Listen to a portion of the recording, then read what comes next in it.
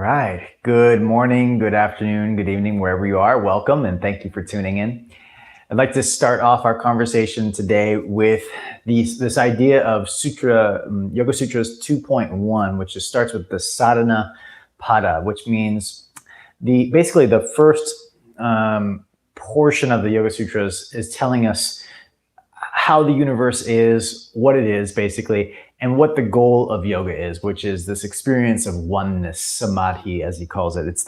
It's to attain an experience where our mind becomes absorbed in all there is, and that, he says, can be done in many ways.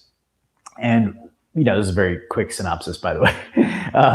And then in Sutra, in the beginning of the book 2, which is sadhana pada, which is the practice, here's what you can do about the predicament of what it means to be human. And the predicament, by the way, is that we live in a world of change, when basically everything around us and within us is in constant flux. There is this ever-going, ongoing, ever-present experience of what's called kala, which is change itself, okay, time.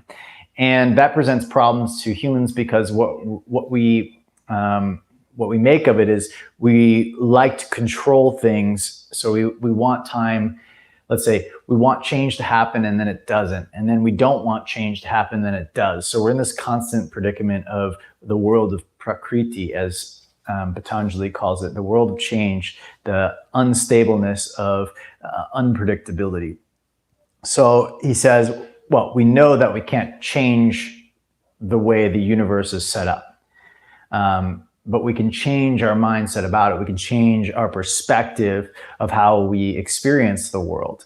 And to do so, we have a whole bunch of practices. So that becomes book 2, or sadhana pada, which pada is like foot. So the second pillar of yoga. And he says, to practice Kriya Yoga, Sutra 2.1, we must embody 3 things. And that is tapas, swadhyaya, and ishvara pranidhana. So these 3 things, tapas is like the rigor, it's the effort, it's the intensity that comes with yogic practices. 2, swadhyaya is self-awareness. And this, in my interpretation, is both an intention and the result of tapas. So the intention for stepping into the fire, tapas comes from, tap is the root word of heat.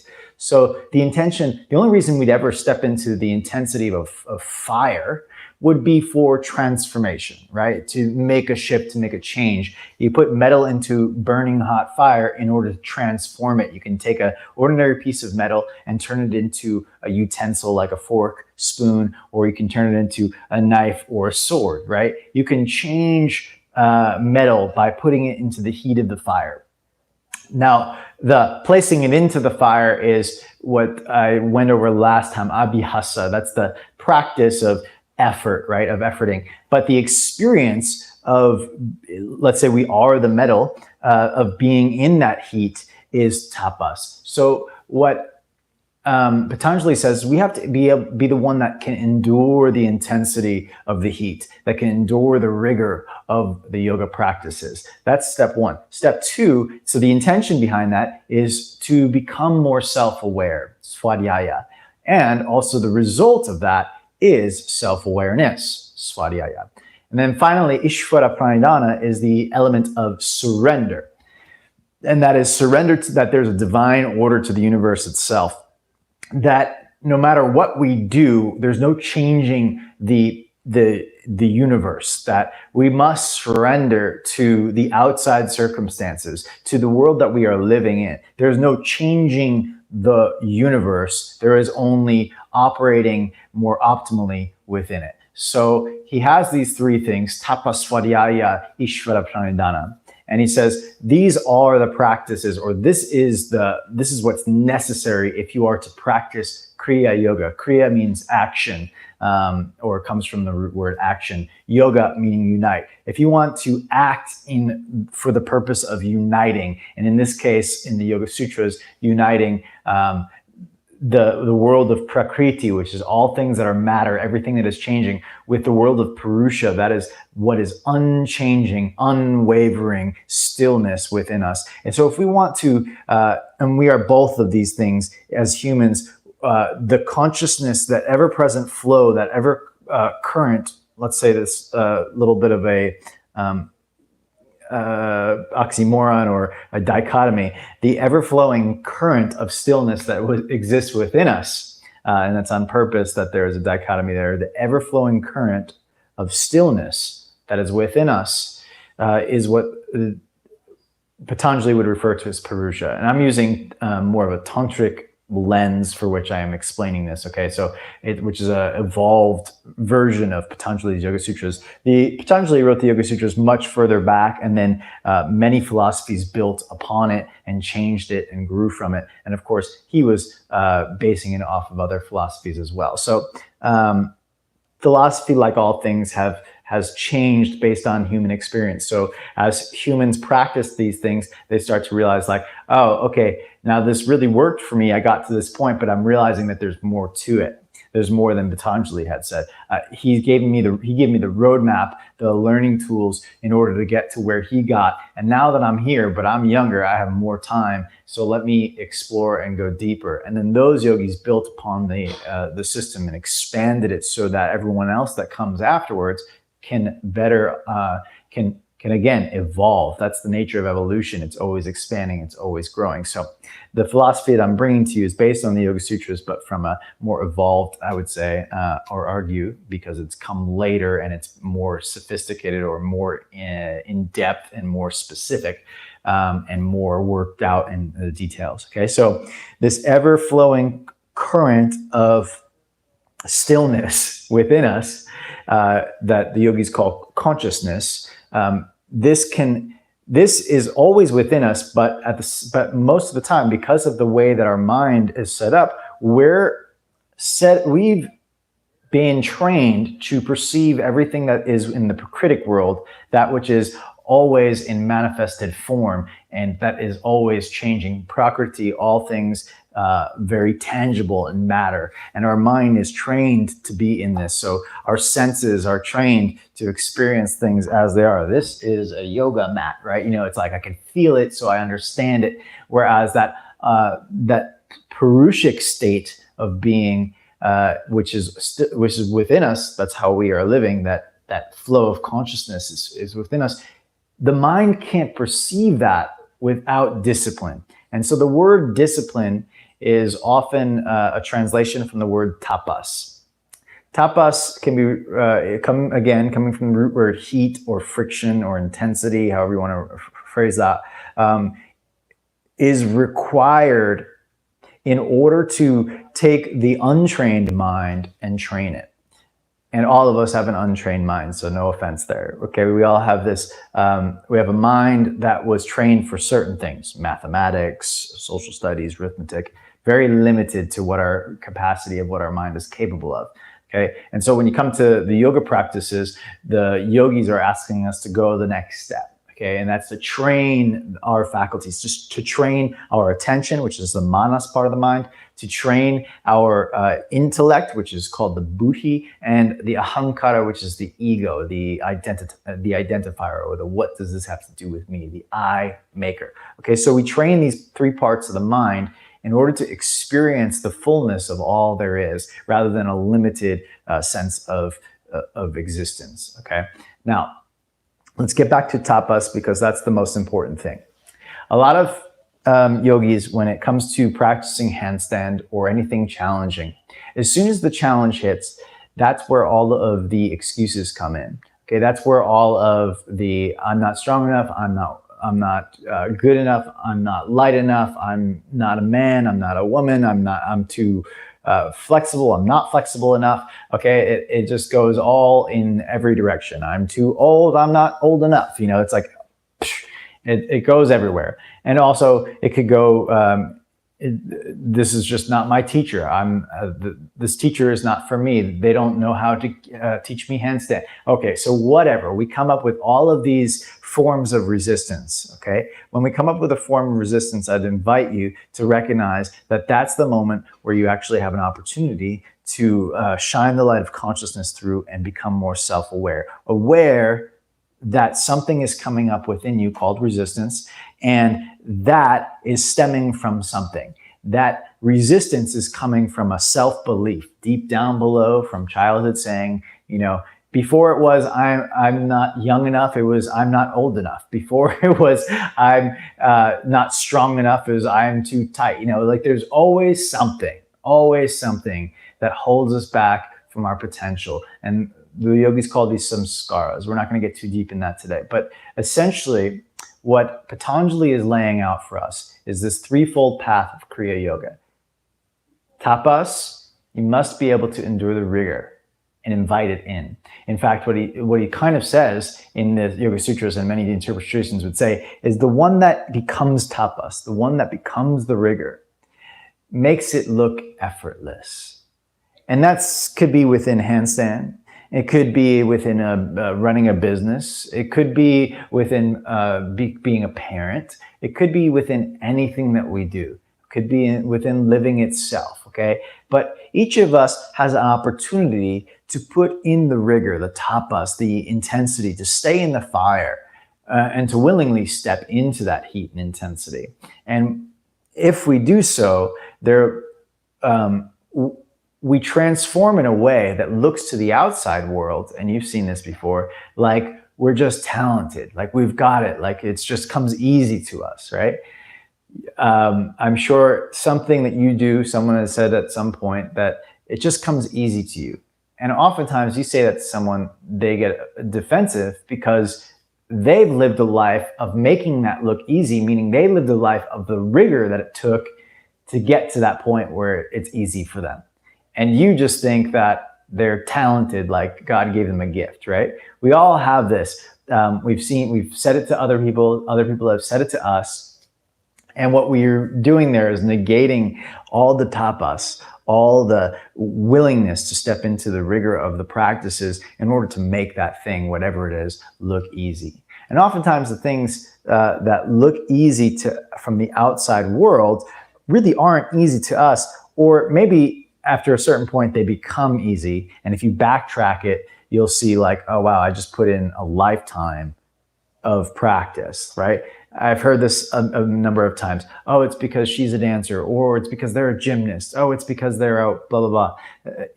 As if a lifetime of practicing dance, or a lifetime of practicing gymnastics, or a lifetime of whatever the person is that we're, some people say this too. Oh, what were you before a yogi? And I say, I was a guitar player. No, I mean physically, I was a guitar player. No, like, what did you do? Did you do gymnastics? Did you do dance? What was it? And I said, well, I mean, like I played ice hockey. And I said, oh, you're an athlete. I said, so what are we getting at here? Because you have this physical talent, right? And I say, when I came to the yoga practice, the ice hockey practice of growing up, certainly there's, physical effort that goes into it.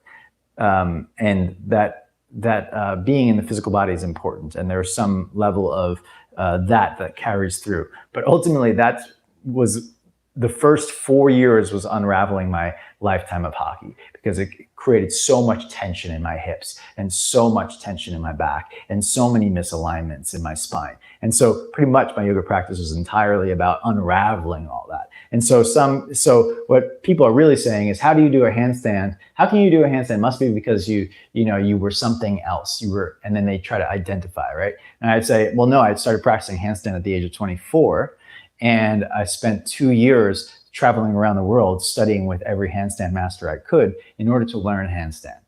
Okay. And I put in the effort. And then this is the thing. And a lot of people will say this I've heard this a number of times too. I've been practicing yoga for 10 years and I'm still not as flexible as so-and-so who's been practicing for a year. And I say, well, how often do you practice? Well, I'll go to twice a week or so, on and off.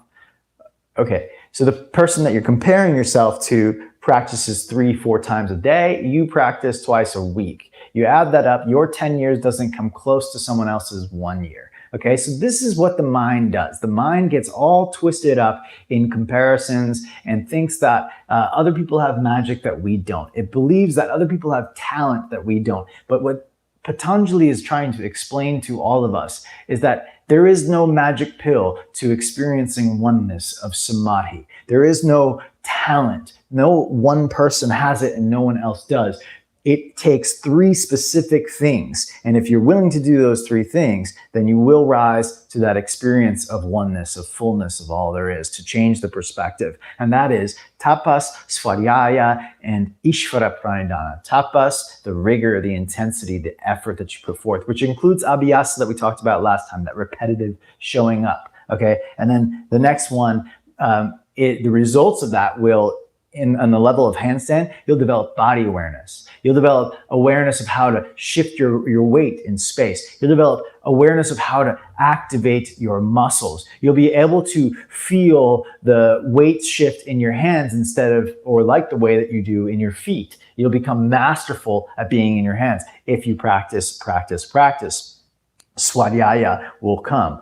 Awareness will come. Okay, now that's on the physical level of handstand, right? But I'm trying to give us the bigger picture here, the more macrocosmic experience of oneness itself. And then finally, surrender to the divine order of all there is. In the case of handstand, you can put all that effort in, right? And you can develop all this body awareness. And then at the same time, there's a divine order of how your body takes on this experience. There's a learning process that has to happen. There's a neurological wiring that has to happen. There's a chemical firing inside of us that has to learn, and that takes time. And that period of time for which our body absorbs everything that we've gotten, the time that it takes for us to learn a skill set. This is all we must surrender to that. We must surrender to the timing, the unfolding.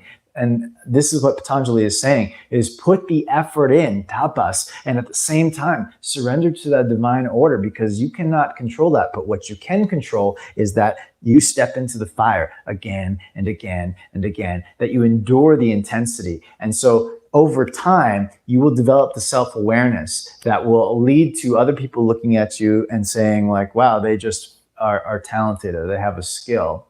And obviously that's not the goal, but I'm just saying that's what the outside reflection will be, is that, wow, that person they're just magnificent at that. It's amazing.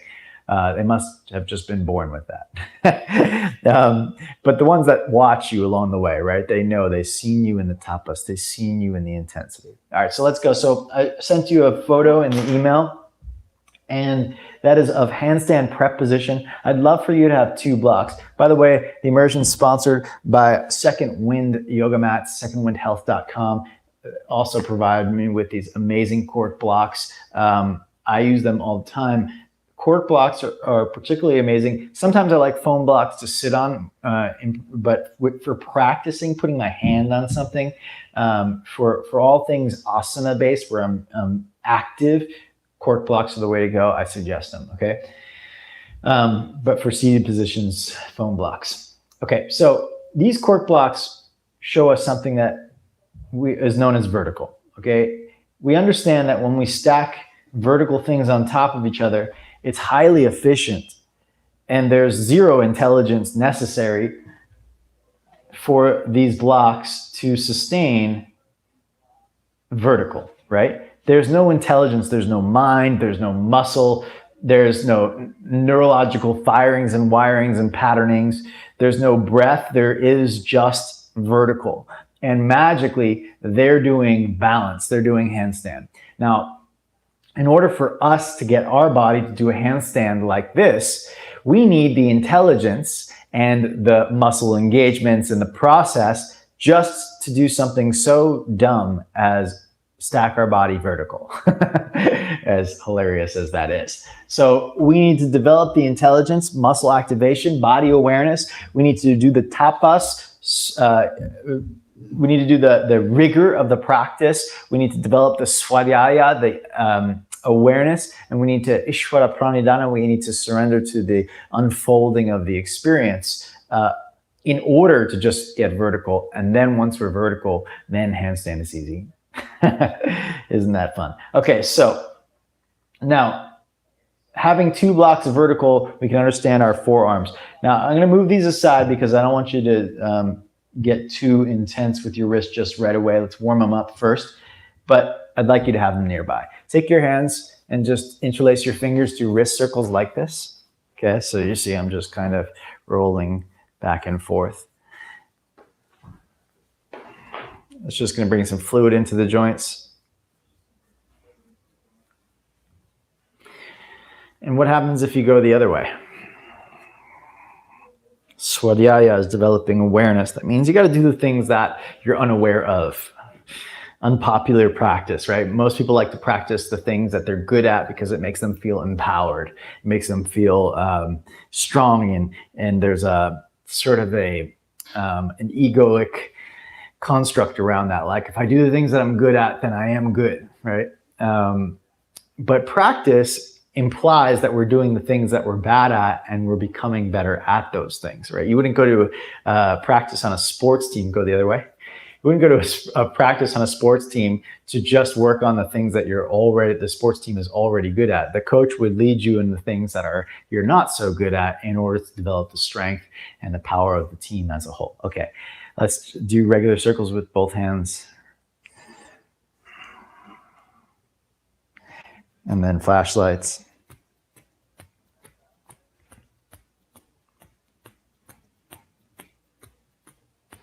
Okay, interlace the hands, bend the elbows, bring the armpits back behind you, and then reach up. And when you reach up, let your shoulders rise up as well. Okay, take a full breath in, straighten the elbow joints. So you can get your shoulders up towards your ears, maybe just kind of basically able to touch the ears if you wiggled your head a little side to side. And then slowly start to bring the front ribs. I talk about the ribs here. Okay, the front rib cage down. Okay, your front ribs down, but your shoulders up, interlaced hands above.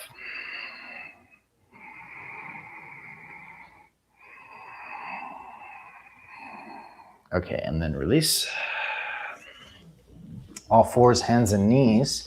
You're gonna place your blocks at the front of your mat on the lowest height. It's probably most accessible.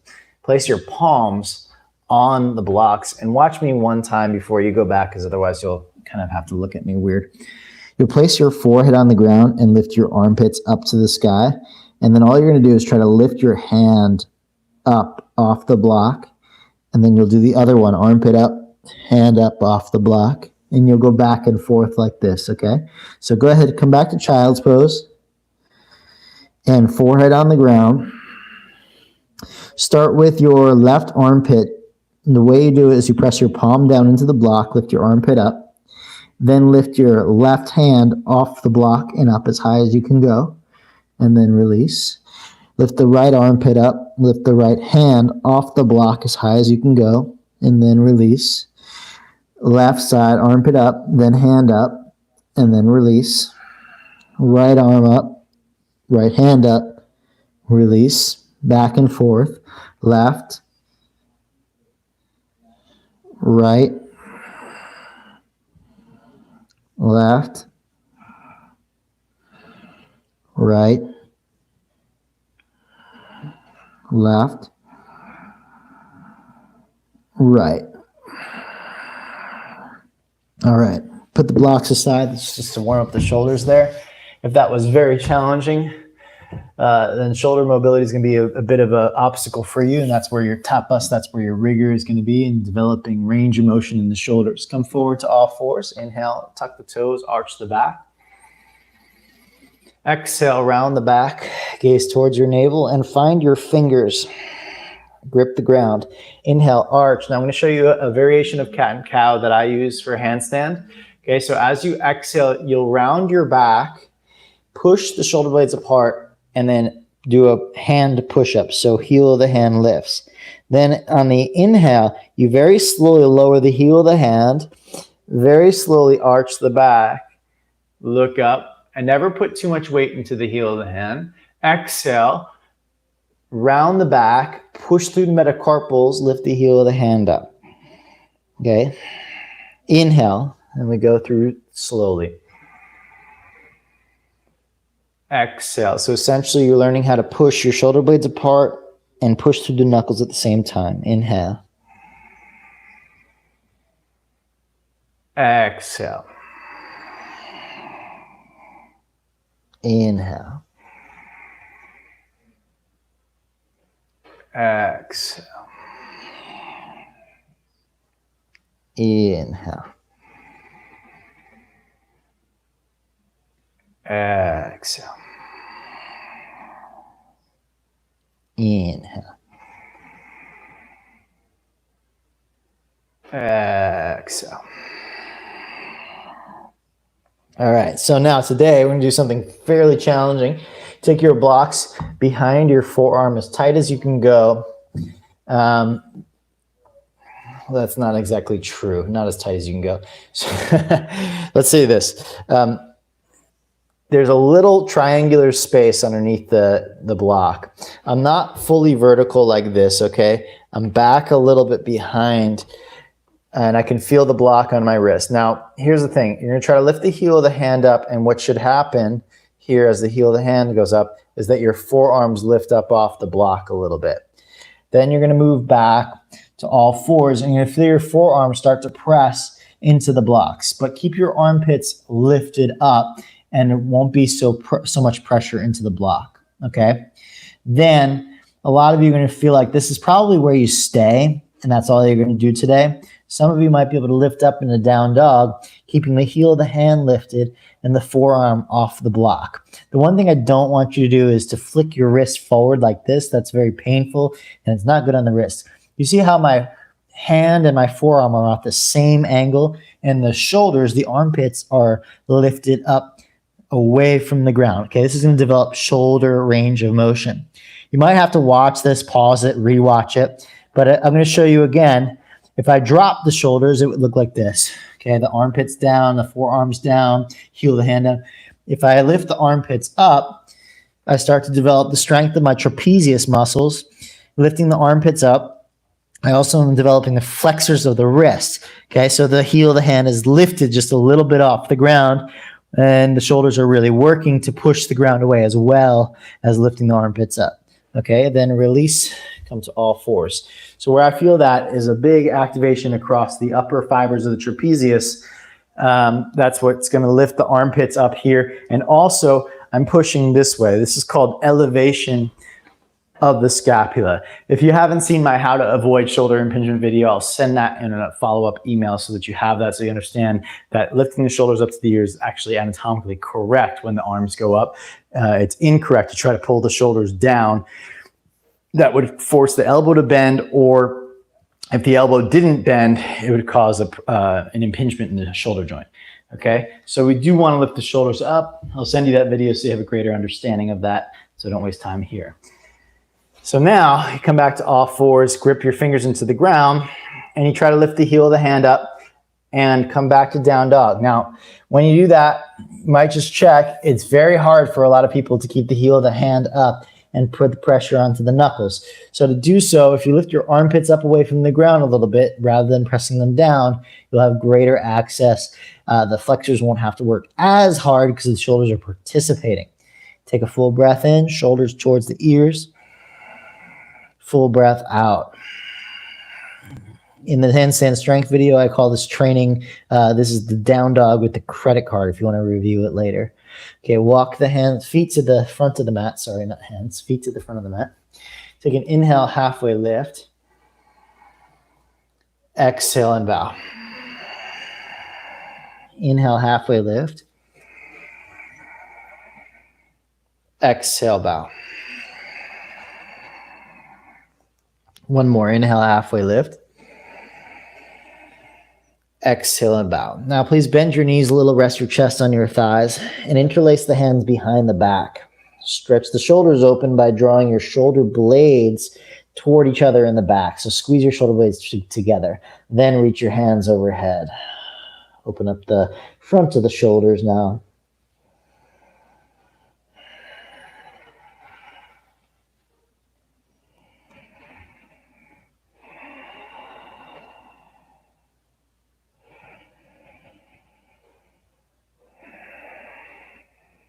All right, hands to the hips, arch the back like a back bend, rise all the way up to stand. Let's do the shoulder stretch again by interlacing the fingers. Start with bent elbows, bring the hands on top of the head. You're gonna take your right shoulder up and try to move it back behind you. Left shoulder up, move it back behind you. Now, kind of keeping the rhomboids and what's called the middle trapezius there fired up to keep the armpits back. Now stretch the hands to the sky. Okay, as you reach your hands to the sky, you'll probably notice that there's a muscle called the latissimus dorsi connected to your shoulders. So when your shoulders go up, it tends to pull the back into an arch and the tailbone sticks out like so. That's because of the latissimus dorsi muscle. So what we're gonna do is fire up the abdominal muscles softly, not super intense. Okay, so just pull your front ribs down while keeping your shoulders lifted. Front ribs down, shoulders lifted, and a slight tuck of the tailbone for a handstand is really, and I would say it's really helpful for balance to be able to tuck the tailbone.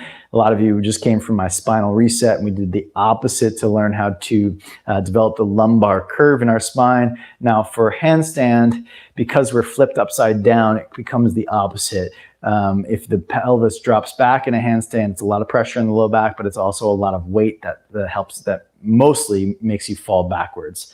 Okay, and then release. So you probably felt the intensity in the shoulders. Again, that's the tapas, and that tapas leads to self-awareness. That intensity that you feel is like a sensation that is saying, hey, here are the shoulders. These are my trapezius muscles. You're waking up through the tapas. You're waking up. You're becoming more self-aware. All right, let's step to the front of the yoga mat. Inhale, reach the arms to the sun. Exhale, bow, Uttanasana, forward fold. Halfway lift on the inhale, Ardha Uttanasana. Left foot back as you exhale. Inhale, place your hands on your front knee and pause there. As you exhale, scoop your tailbone round the back and pause. Okay. With the strength of your legs, press through your front heel and take your arms back behind you. Squeeze your shoulder blades toward each other. Keeping that, start to swim the arms, keeping a little bit more, let's say, out to the side like airplane wings, but keep the shoulders lifted, armpits lifted. Now, bring the shoulder or hands forward more. Keep the armpits lifted like you're doing child's pose with the hands above the blocks. Keep the armpits lifted and reach the hands straight forward like a Superman. Armpits lifted. Now shoulders towards the ears. Reach, reach, reach. Pull the front ribs back, round your spine. Take a full breath in. Hands up, armpits up. Two more. Inhale.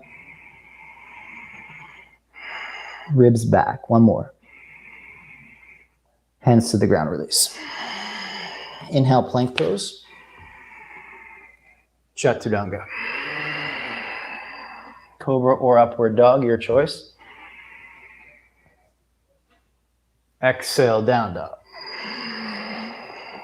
Okay, in your down dog, see if you can push the shoulders a little towards the ears, but keep the armpits not dropping down, but lifted up away from the ground.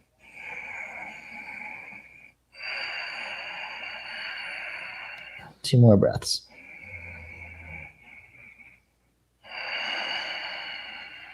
One more breath.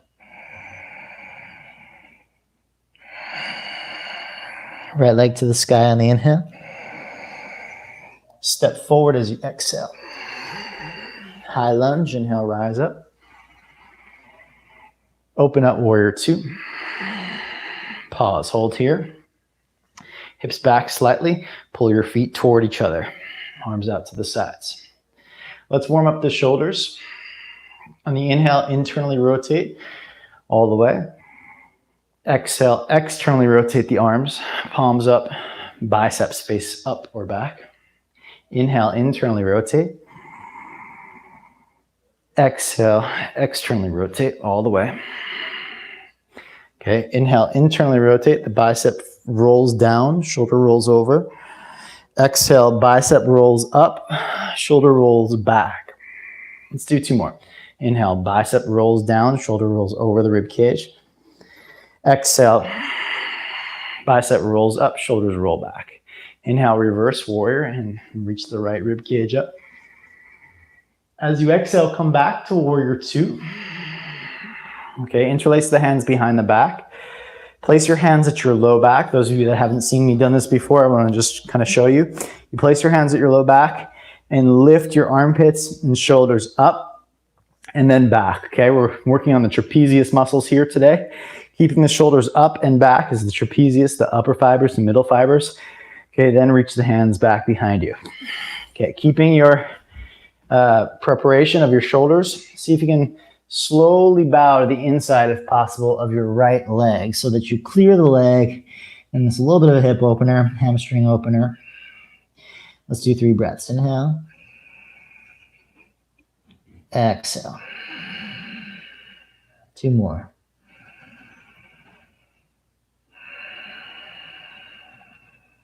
One more. All right, and release the hands to the front of the mat. Look forward, inhale, step forward, halfway lift, feel the right and left side. Exhale, bow. Inhale, rise to the sun, Urdhva Hastasana. Exhale, hands to the heart. Inhale, reach up, Urdhva. Exhale, Uttanasana, forward fold. Half lift, inhale, Ardha Uttanasana. Step right foot back, exhale. Inhale, rise, hands to the front thigh. Take a breath. Okay, gather strength in the legs, press your front heel down. So your hips are not sagging, but they're rising, lifting. I want to get the buttock muscles and hamstrings fired up with the front leg here.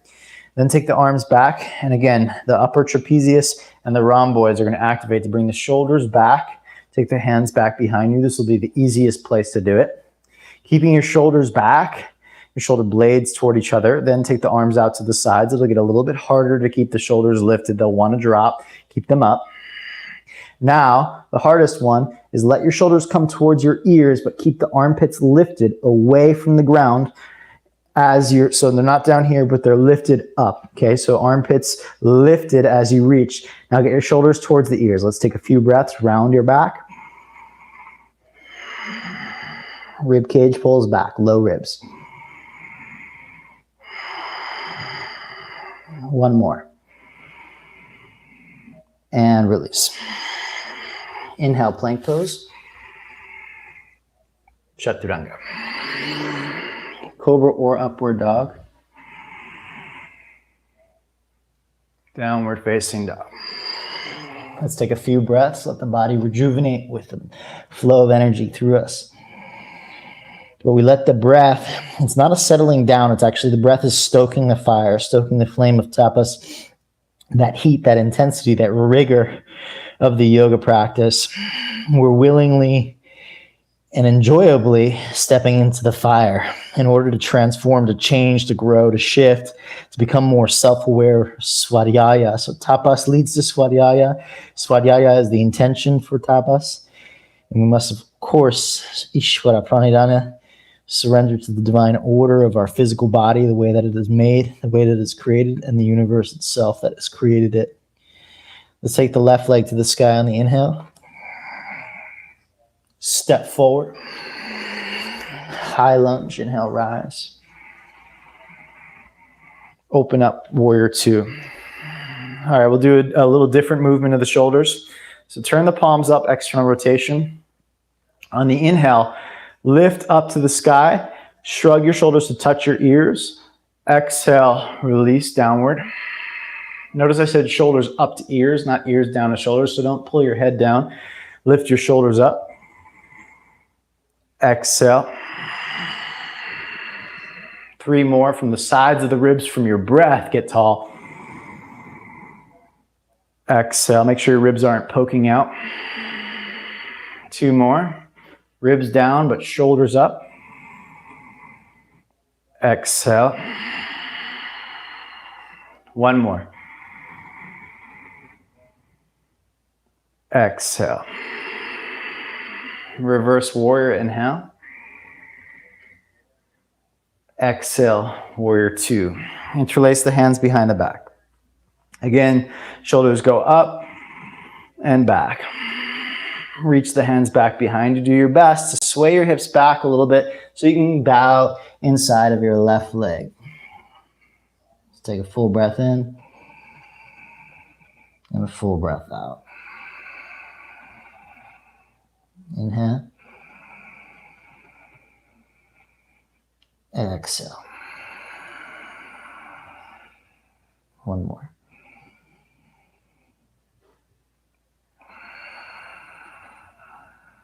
Okay, and release the hands to the front of the mat, pivot the back heel up. Step forward, Ardha Uttanasana, halfway lift. Exhale, bow, Uttanasana, forward fold. Inhale, rise to the sun, Urdhva Hastasana. Shoulders touch the ears on the way up. Exhale, hands to heart, Samasthiti. Inhale, reach up. To the earth, bow, Uttanasana.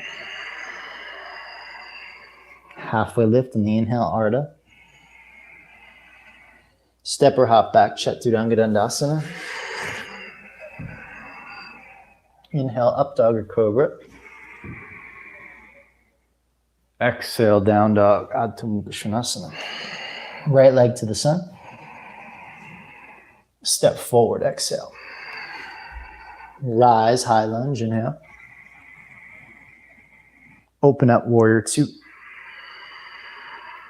Reverse warrior, inhale.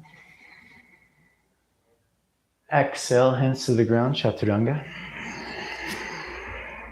Up dog or cobra.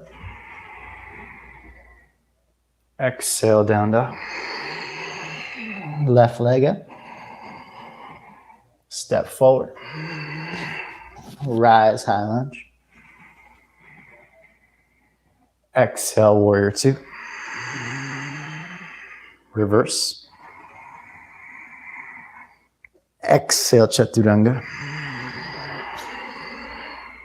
Upward dog or cobra. Exhale, downward dog. Okay, we take a few breaths here. Acknowledge the intensity or the heat that's starting to build from your intention of self-awareness. The intention to develop awareness of the body has gotten you to step onto the yoga mat for two reasons: to become aware of the magnificent divine order of this physical body and how it has been created and what it is, the isness of this physical form. And in doing so, use the rigor of asana, use the rigor of the intensity of activating your muscles and moving your joints. And it creates a heat, and that heat is transformative. That heat is what enlivens you and allows you to acquire the skill sets to do something, to express yourself through your physical form more freely, more joyfully. Tapas, Swadhyaya, Svara, Ishvara, Pranadhanani, Kriya Yoga, Sutra 2.1. Inhale, lift the heels up, look forward. Empty the breath out, hop or step to the front. Half lift, inhale, Ardha Uttanasana. Exhale and bow, Uttanasana, forward fold. Inhale, rise to the sun, Urdhva Hastasana. Exhale, hands to heart, Samasthiti. Okay, separate the feet a little bit more, bend the knees. Start by lifting the toes up and move the knees back. We'll warm up the hips and hamstrings so that we have greater access to do our forward folds. We're going to be doing handstand prep 1, as I call it. And if you didn't catch the email, I'll show that to you in a moment. But it requires pretty deep hamstring flexibility. So we want these muscles to be warmed up. Press the heels outward. In doing so, what you should feel is your sit bones and the back of the buttocks feels like it kind of opens up. Okay, there's like, it widens in the backside. And keeping that, you can sit a little bit lower, but try not to move the knees forward. Keep them back. Okay, then you can push the big toe and the pinky toe down. This is not really an immersion about the feet, but if that's hard, just push all your toes down and that's fine too. We'll get back to that at some other immersion. You can go to the July immersion for that.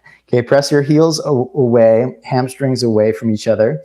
You feel the back of your pelvis opening. Now lift the belly. You can do so by hands on the thighs, pushing your hands down, and then suction the abdomen up.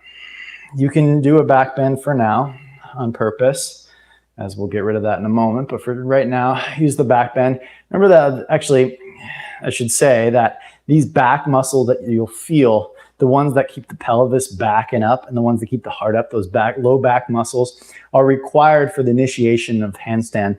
No matter where you are, if you're doing a press handstand, a jumping into a handstand, the back muscles are required. However, the spinal position will not be an arched position. More than likely, it'll be a rounded position. But it's the activation of these muscles that you're feeling right now in chair pose that are what pull the spine upright and pull the hips over your rib cage.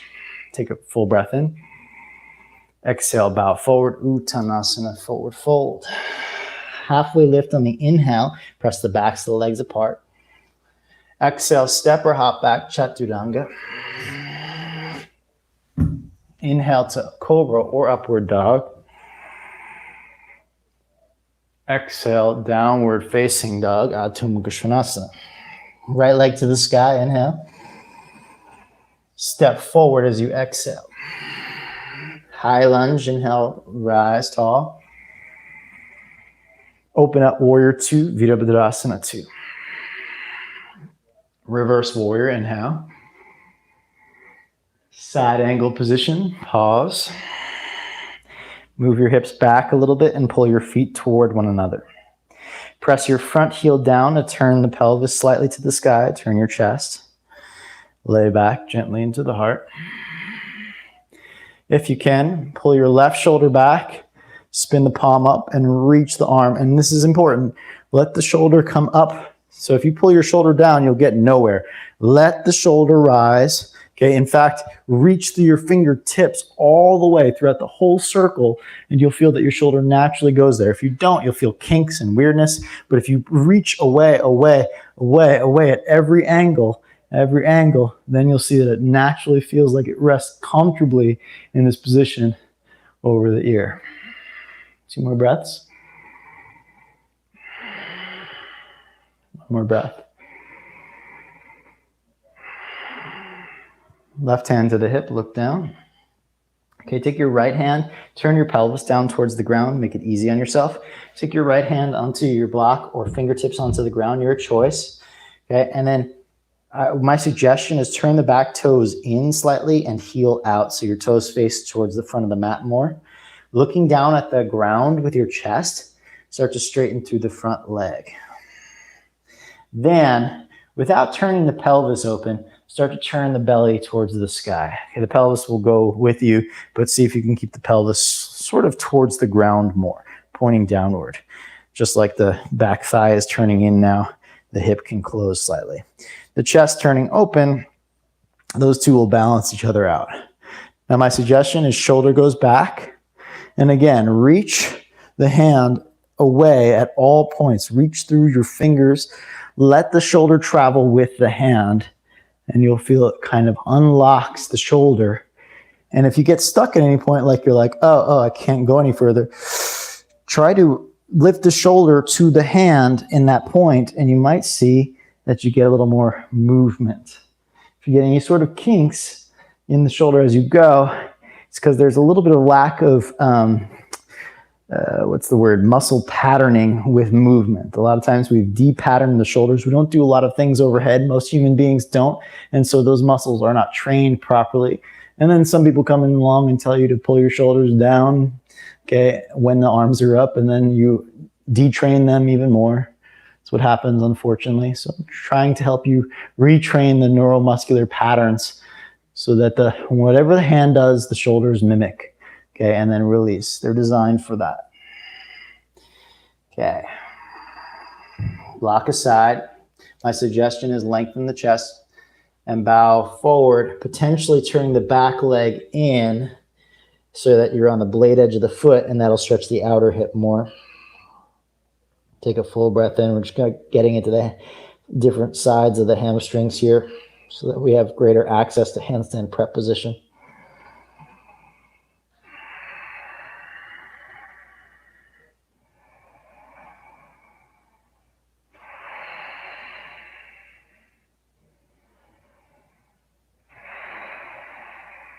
right, come unwind yourself. Bend the knees, step back, downward facing dog. Instead of coming forward to plank, let's experience what we just created in the right hip versus the left. Experience what your actions from this idea of this heating, this intentional effort that you're putting into your yoga practice. Notice what it creates for you, the unfolding. That unfolding, whatever the process is, that is Ishvara Pranidhana. That is when we surrender to the recognition. When we just observe what is, in other words, it's another way of saying it. Observe what is. Left leg to the sky when you're ready. Inhale. Step forward, exhale.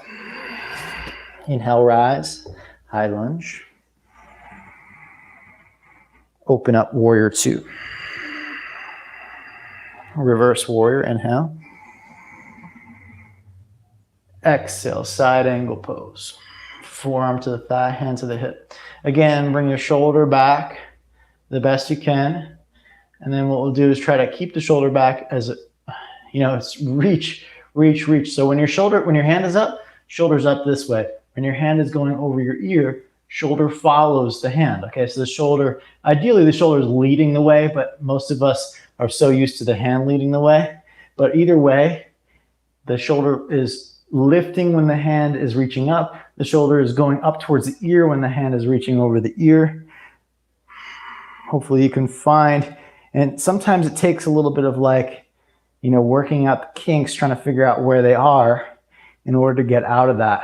A lot of times it's a little bit beyond where you think it is in order to get that full range of motion, that ease out of the shoulders, which is so key and so important. Remember that stacking the blocks that I showed you earlier. If the arms at the shoulder joint can't be completely vertical like the rib cage or like the forearms, then it's very hard to do a vertical handstand. Doesn't mean you can't do a handstand, it just means it'll be less efficient, it'll be a lot more effortful. A vertical handstand, while it's the most effort to achieve at first, is the most effortless to hold once you understand it. Okay, and then slowly release. Take the right hand to the hip. Take the left fingertips down to the ground. Turn the back toes in. Slowly straighten through the left leg. Keeping the right hip turned down. Turn the belly, turn the chest towards the sky.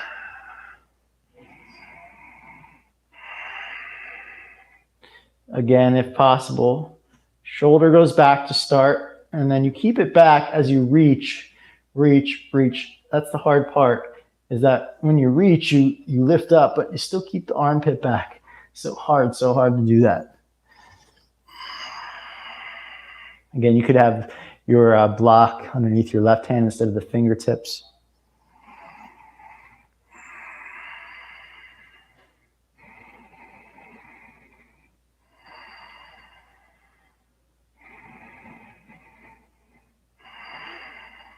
One more breath. And release. Again, the back heel is going to pivot upward. Turn the toes inward if possible. That will just change the stretch a little bit more to the outer hamstrings since we just did the inner hamstrings. And bow forward.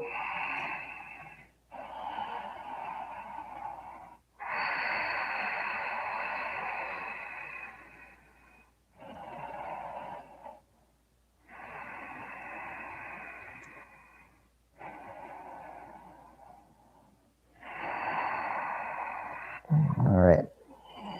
Again, pivot the back heel up, hands to the ground, step back, downward facing dog, and simply feel, observe. Ishvara Pranidhana, observe what is. The workings of the physical body, the workings of nature, the workings of the universe itself. Observe your body as it is.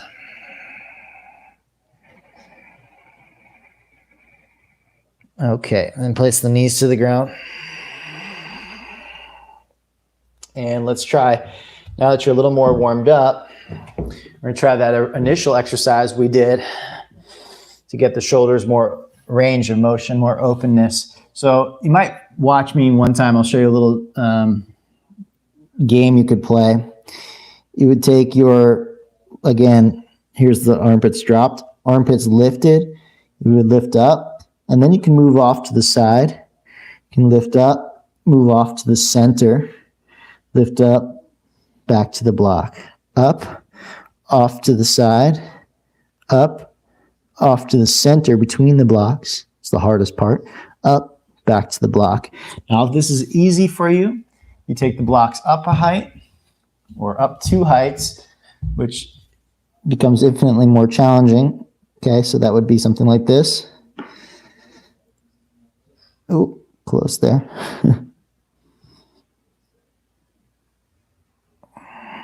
Okay, so choose the height that works for you and start. Don't overdo it, of course. You don't want to hurt yourself. Find the height that works best for you, which may be no height at all, no blocks at all. But just try to lift the armpit up, the hand up. And you'll start to work the back body muscles of the shoulders, which, by the way, are really key to balance. Back body muscles of the shoulders are not only what stack the shoulders up, but they also stop you from falling over to a degree.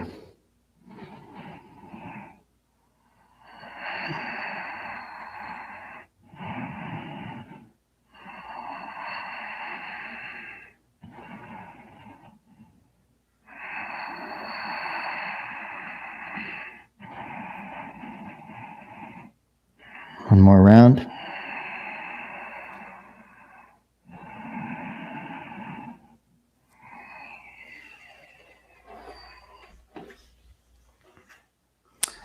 Alrighty then. So next, let's see what's the best. Okay, come to sit. And we're going to train the hip flexor muscles against the hamstring tightness, okay? So you take a block and you place it underneath your left leg, okay? Just do it with me.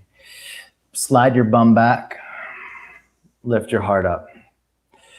Okay, so now what you'll try to do is lift the leg off the block, move it aside. This is the same drill, by the way, of course.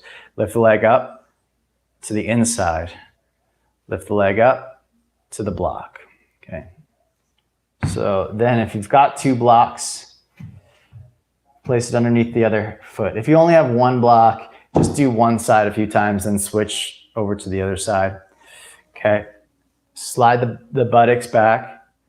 Block goes up, leg goes up, out to the side. Leg goes up and over the block to the inside. Leg goes up and control it back to the block. Left side goes up, out to the side, up to the inside. So we're learning how to strengthen the hip flexors against the hamstrings and to the block. Again, up, out to the side, up to the inside, up, back to the block.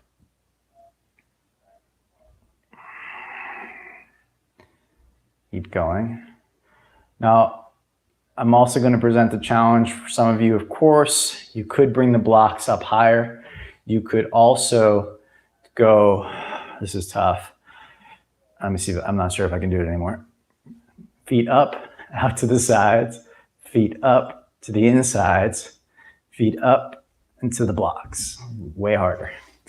Or if you're going, so you would do both, or if you're going one at a time and you want to take it a little bit more of a challenge,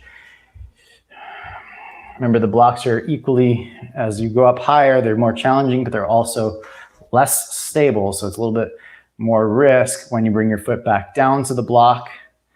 Okay, so you want to be mindful that you place it while still being active if you're taking the blocks up higher.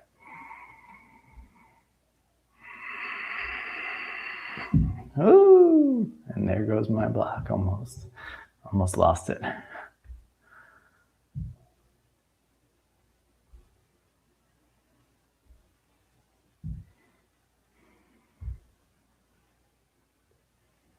Okay.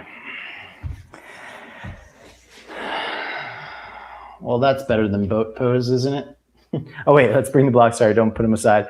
2 blocks to the front of the mat. Again, these are going to tell us where vertical is. So handstand prep position number 1 is our goal for today. And we'll simply place our feet, our hands in front of our feet, our handstand feet, which is our hands in front of the blocks. And we try to make the blocks as vertical as possible, meaning our forearm as vertical as possible. I recommend, by the way, I would love it if you, after this class, would take a photo or a video of yourself doing this exercise and then posting it in the Facebook group.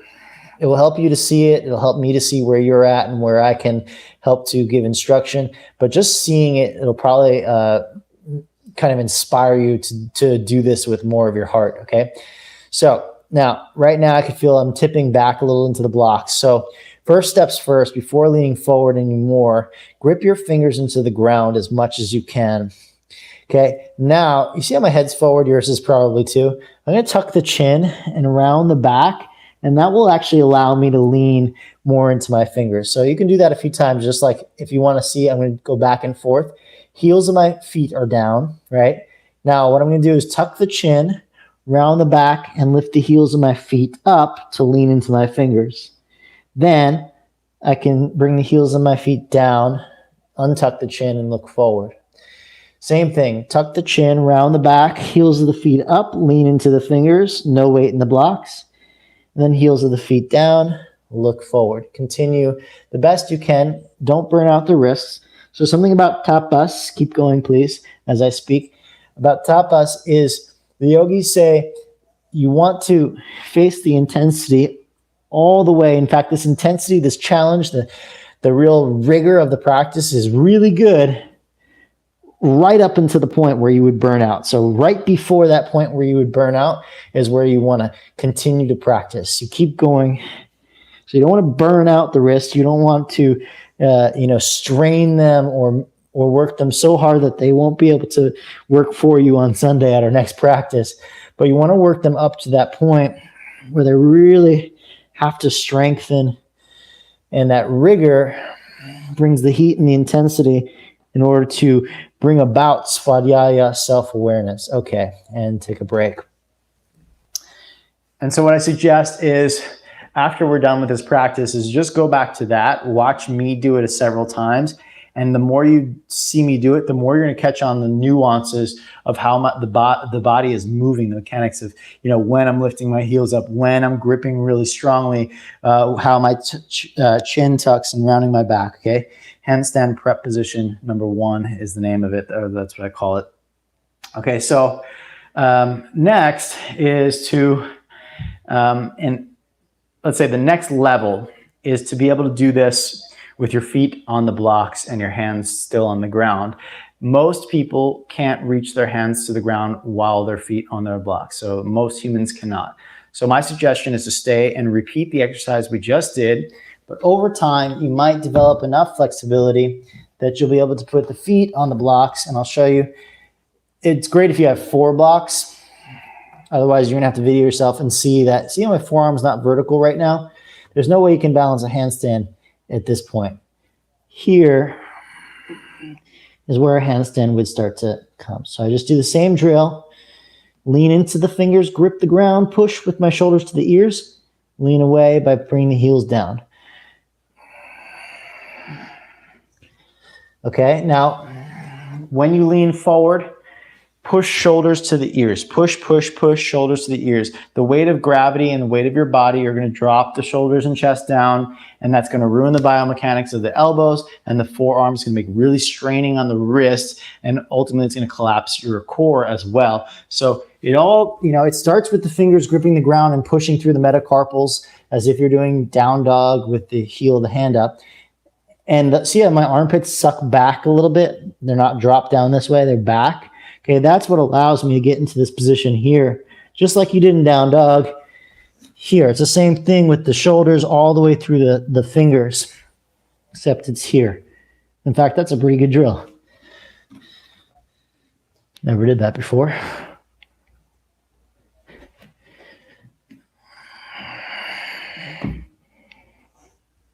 Okay.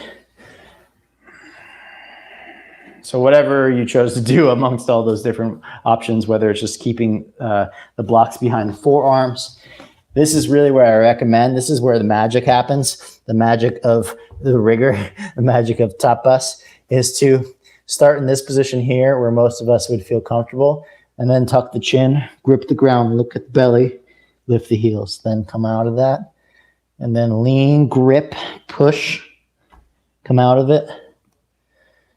Lean, grip, push, come out of it, okay? And then you have the other options of putting the feet on the blocks, which is more challenging for the hamstrings. And it ultimately feels scarier because you feel less in control because there's less, your feet are further away from their norm, okay? Okay, that's handstand prep position 1. And whether you know it or not, it is probably the most important thing you can practice if you want to learn how to do a press handstand or you want to learn how to do a straight handstand. To me, that is the ultimate. In fact, if you only did that and you did that really well in a pretty short period of time, I can get you to a handstand. It's all of the other things are important and everything, but this one particular posture forces all the right muscles to activate if you do it the way that I'm asking you to do it, okay? So I can't stress the importance of the tapas, the rigor, the showing up for this particular practice, enduring the intensity and slowly building the strength over time is going to build the body awareness, the svadhyaya of the physical form faster and faster than anything else, okay? One more time. Again, we don't want to burn out. There's the yogis say right up into that point, right before you burn out, that's where you want to continue practicing. You want to continue to put your effort in. That tapas is what's going to make it feel easy to you later on is putting the tapas in this challenging moment right now, okay? So you tuck the chin, round the upper back, and lean into your fingers to lift the heels. Grip the ground, push the shoulders to the ears. Then release the heels, untuck the chin.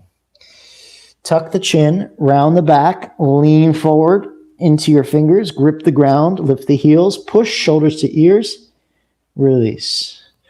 One more time, lean forward by tucking the chin, round the back, grip the ground, lift the heels, release. Okay. We only have one more thing on the hands for today. So if you need a break, you can give yourself a little massage, but not much just because you don't want to soften up the muscles too much yet. So the next thing is the hop forward that we did last time. Now with your awareness of this exercise, handstand prep position, you're going to try to do the exact same thing. So watch me this round. I'm going to show you handstand prep position again. Here's handstand prep position. Here's the hop forward. Can you see that they're the same? Okay. So when you hop forward, you're trying to go to handstand prep position. Okay. So notice how small of a down dog I took. I'd like you to take equally small down dog, very small down dog. Okay. Now, with your small down dog, lift your heels up, round the back, upper back that is, and push your shoulders to your ears. That might be where you stay today. Otherwise, lean forward a little bit by lifting your heels up more and look forward slightly. And then do a little hop and keep the hips up to delay the landing.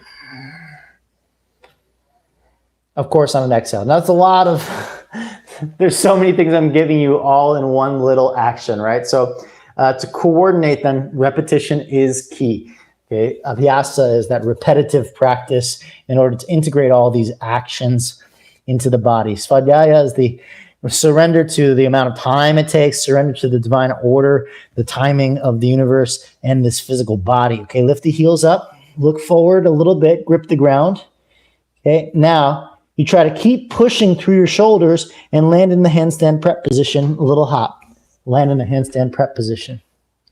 Okay. For the hop forward, I do suggest looking in front. It's slightly different than what I suggested for this. I suggested looking at your navel. Okay, it's just safer to look forward when you're moving through space with momentum. Okay, You try one more time, have a little down dog. If you were successful with it, you felt like, oh, I flew a little bit, and then you can take a longer down dog and challenge yourself. If you weren't successful, take a shorter stance, make it easier on yourself. Okay, get into the handstand prep position here, and then just hop the feet, 2 inches, 3 centimeters, whatever it is, forward. All right. Let's take the shoulders back, reach the hands back behind you, open up the chest.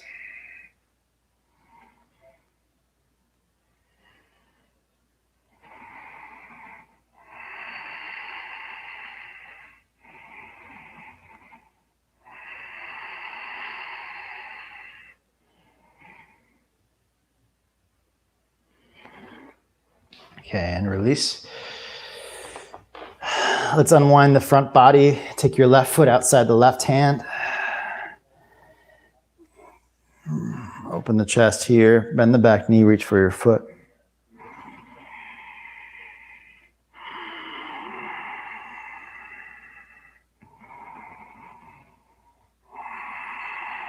So interestingly enough, the shoulder work we did today is excellent for handstand, but it's also excellent for full wheel Urdhva Dhanurasana. It trains you to have the right alignment and muscle activation of your shoulders when you're doing full wheel, big back bend, okay? We're not doing that today, but I just want to kind of give you a little understanding that the two really can work with each other. Okay, and then release. The major difference really is, switch sides, please. In handstand, you really have to control where the stopping point is so that as not to fall over. Whereas in full wheel, you kind of get to luxuriate a little bit more in the fullness of your range of motion. So a handstand requires that you not only have the range of motion, but you're also really able to stop the range of motion, which comes in handy when you are doing full wheel and you start getting more flexible. You have to have both the know-how, the skill, and the will to stop yourself from going too far. So they work with each other. They help each other out if you are focused on this intention of swadhyaya, self-awareness. So again, this sutra, tapas, swadhyaya, svara, ishvara pranidhanani, kriya yoga. To practice kriya yoga, the yoga of action, the uniting actions, you must be able to endure this rigor, the intensity of practice, efforts, release. The effort, the rigor that comes, the intensity that comes with doing the work, the yogic practices. Take your forearm to the ground like so, and gently place your knee into the meaty part of your forearm. Just give your forearm a rest and digest experience. Relax your head. Swadhyaya, awareness. Ishvara pranidhana, surrender.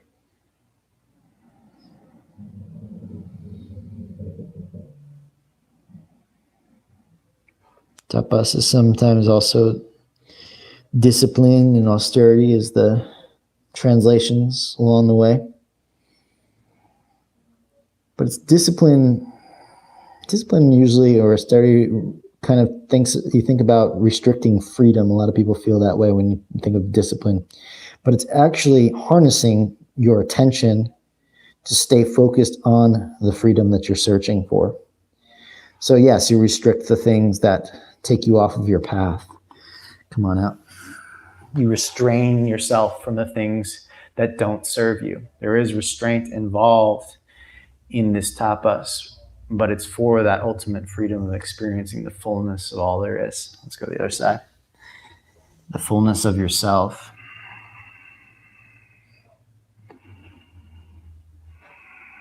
The magnificence of being human, the totality of it.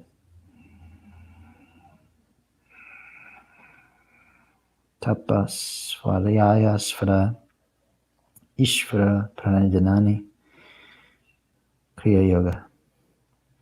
Sutra 2.1. essentially says that's all you really need. The rest of this book is just refinements of that. All right, come on out.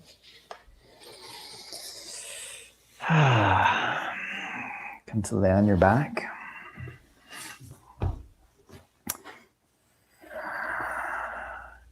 Couple of options here. You can unwind. I like to unwind from those kind of postures with a bridge pose here. It's nice and even. You can open the shoulders, opens the front body. However, you could also do happy baby instead if you want to go that direction. Completely understandable.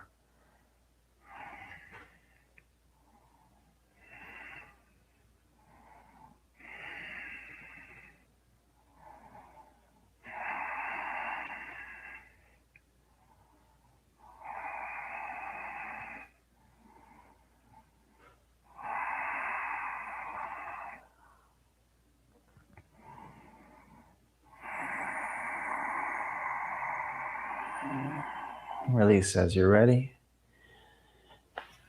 Make sure you, whatever you just did, make sure you end with an even posture. Like that is an even posture. Happy baby is an even posture. What's not an even posture is like a ankle to knee or something like this. Yeah, you could do ankle to knee, but if you do that, make sure that the last pose you do is even before Shavasana. One pose I like to do sometimes is just pressing my knees out into my hands. Helps to balance the sacrum out.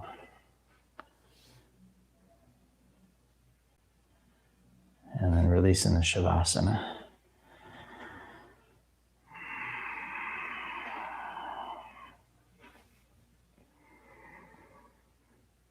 few breaths. Any movements you need to do to get comfortable.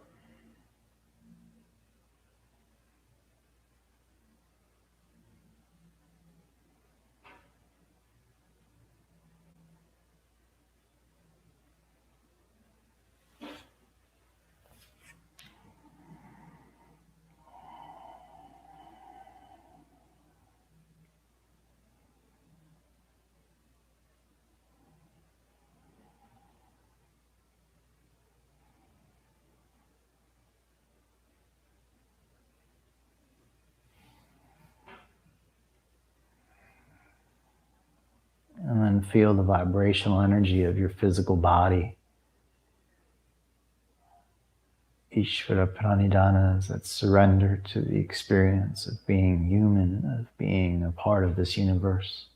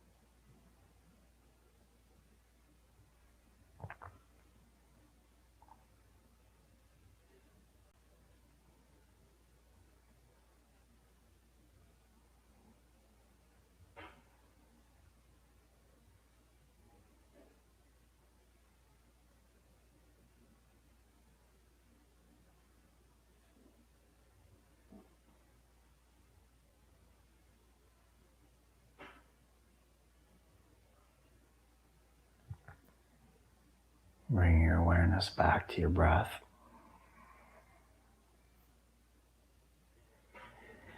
Awaken the fingers and the toes. Stretch the arms when you're ready.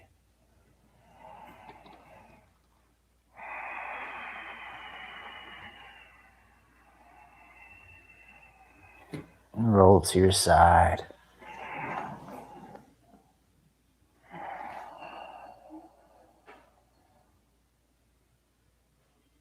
And come to a seated position.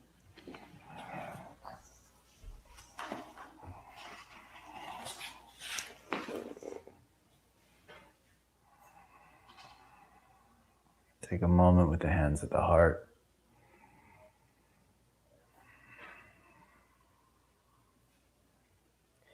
Ishvara Pranidhana, this idea that we must surrender,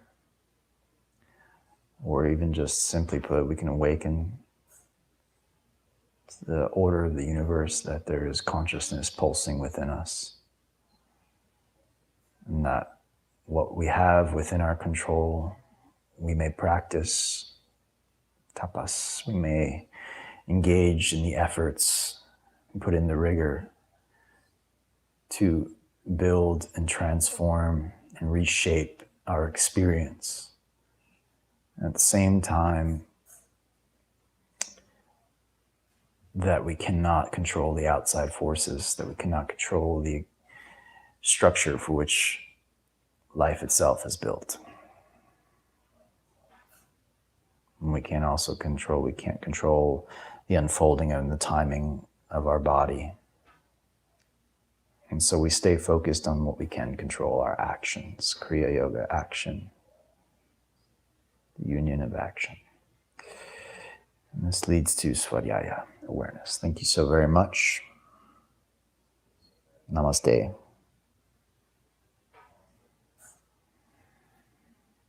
Thank you, everybody. Nice to have you here. Hope you enjoyed. Please rewatch that section of the handstand prep position. You might want to revisit those. They're in the handstand part 2 balance. For those of you that have the handstand part 2 training, the balance training, get more information on those there, go over a little more in detail and the why and everything and so on. But otherwise you can review this, and I'd love to see in the Facebook group, just submit a video or a photo of your handstand prep position. That will help me to see where you're at, what I can do to further support you all in this adventure, and I could potentially give you any pointers if there's any pointers to give. All right, take care.